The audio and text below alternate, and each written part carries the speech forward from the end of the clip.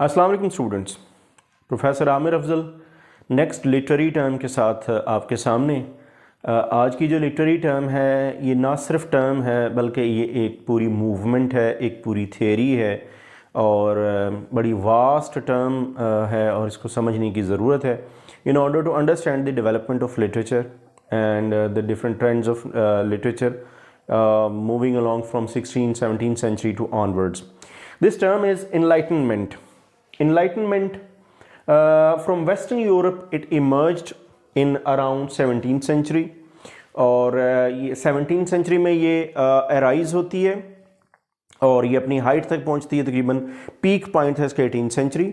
और इस मूवमेंट की जो ख़ास बात थी वो ये थी कि it was based on the analysis of knowledge, knowledge कैसे गेन किया जाना चाहिए, लिटरेचर के थीम्स कैसे होने चाहिए या आपकी फ़िलासफ़ी के थीम्स कैसे होने चाहिए, किन चीज़ों को फोकस करना चाहिए। तो जब ये सारे कंसिडरेशंस उस वक्त के इंटेलेक्चुअल्स के सामने थी तो जो सबसे बड़ा जिस चीज़ के ऊपर एम्फेसिस था, सबसे बड़ा ट्रेट जो इस इनलाइटनमेंट के पीरियड का है वो ये कि they were more incline towards human reason.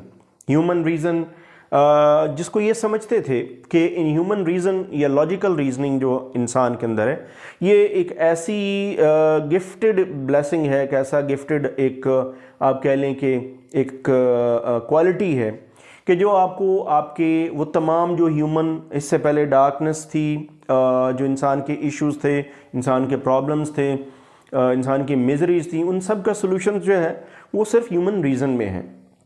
तो जब ये बात ह्यूमन रीज़न की कर रहे थे तो they were not talking about imagination, they were not talking about emotionalism, they were not talking about any human imaginative faculty. ये बात ह्यूमन रीज़न की कर रहे थे और एम्पिरिकल डेटा या एम्पिरिकल नॉलेज की बात कर रहे थे।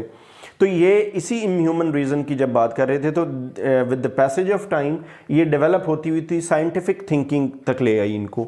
यही रीज़न इन साइंटिफिक थिंकिंग तक लेके आई।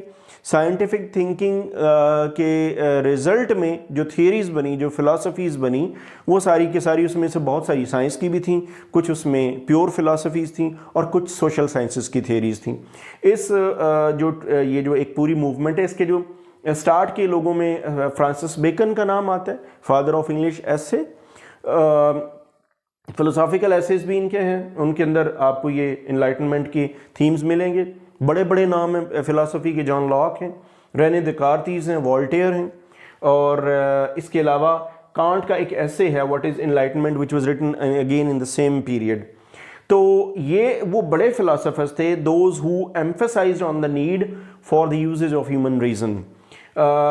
ये अगर मैं if I can sum up the usage of human reason into one word, that is the critical philosophy।